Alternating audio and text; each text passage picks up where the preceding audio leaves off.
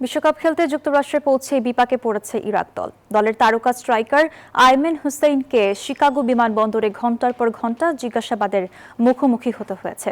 এছাড়া দলের এক কর্মকর্তা যুক্তরাষ্ট্রে প্রবেশের অনুমতিই পাননি। 40 বছর পর আবারও বিশ্বকাপ মঞ্চে ফিরছে ইরাক। তবে যুক্তরাষ্ট্রে পৌঁছেই অস্বস্তিকর অভিজ্ঞতার মুখোমুখি হয়েছে দলটি। দলের তারকা স্ট্রাইকার আইমেন হোসেনকে শিকাগো বিমানবন্দরে প্রায় 7 ঘন্টা আটকে রেখে জিজ্ঞাসাবাদ করা হয়। এমনকি তার মোবাইল ফোনও পরীক্ষা করা হয়েছে।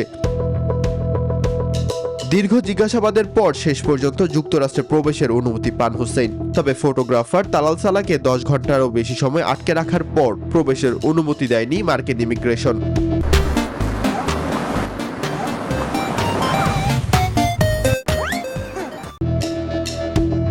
বিশ্বকাপ নিশ্চিত করা গোলের নায়ক আইমেন হোসেনের নেতৃত্বে শক্তিশালী আক্রমণ ভাগ নিয়ে এবারের আসরে মাঠে নামবে মধ্যপ্রাচ্যের দেশটি।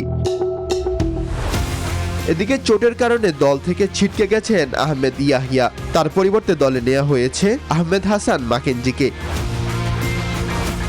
গ্রুপ আইয়ে থাকা ইরাক মুখোমুখি হবে ফ্রান্স, সেনেগাল ও নরওয়ের। 40 বছর পর আবারও বিশ্বকাপ মঞ্চে নিজেদের নতুন গল্প লেখার অপেক্ষায় ইরাক।